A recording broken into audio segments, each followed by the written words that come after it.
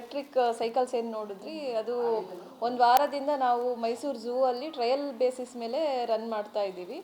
At present ನಮ್ಮದು zoo ಕಡೆಯಿಂದ ಅದು ಸೈಕಲ್ಸ್ ಪರ್ಚೇಸ್ ಮಾಡಿಲ್ಲ.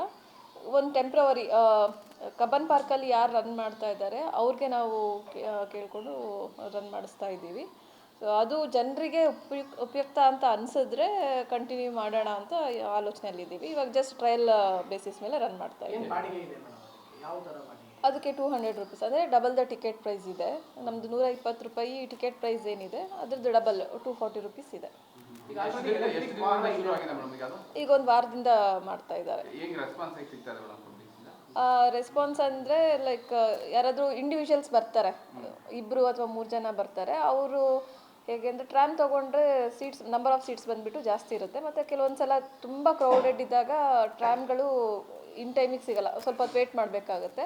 ಅವರು ಇದಕ್ಕೆ ಸೈಕಲಿಗೆ ಡೈವರ್ಟ್ ಆಗ್ತಾ ಇದ್ದಾರೆ. ಮತ್ತು ಹೆಚ್ಚಿಗೆ ಸ್ಟೂಡೆಂಟ್ಸ್ ಅವರು ಕೂಡ ಸೈಕಲ್ನ ಯೂಸ್ ಮಾಡ್ತಾ ಇದ್ದಾರೆ. ಒಳ್ಳೆ ಪ್ರತಿಕ್ರಿಯೆ ಇದೆ. ಏನಾದರೂ ಕಂಪ್ಲೇಂಟ್ಸ್ ಇದೆಯಾ ಅನ್ನೋದು ಕೂಡ ನೋಡ್ತಾ ಇದ್ದೀವಿ. ಬಿಕಾಸ್ ಪೀಪಲ್ ಸೇಫ್ಟಿ ಇಂಪಾರ್ಟೆಂಟ್ ಆಗಿರೋದ್ರಿಂದ ಕಂಪ್ಲೇಂಟ್ಸ್ ಇದ್ದರೆ ಅದ್ರ ಬಗ್ಗೆ ನಾವು ರಿಸರ್ಚ್ ಮಾಡಿ ಆಮೇಲೆ ತೊಗೊಳ್ಬೇಕೋ ಬೇಡವಾ ಅಂತ ಹೇಳಿಬಿಟ್ಟು ಡಿಸೈಡ್ ಮಾಡ್ತೀವಿ.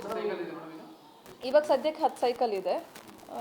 ಇನ್ ಫ್ಯೂಚರ್ ನೋಡಬೇಕು, ರಿಕ್ವೈರ್ಮೆಂಟ್ ಎಷ್ಟಿದೆ ಅಷ್ಟು ಮಾಡ್ಕೊಳ್ತೀವಿ.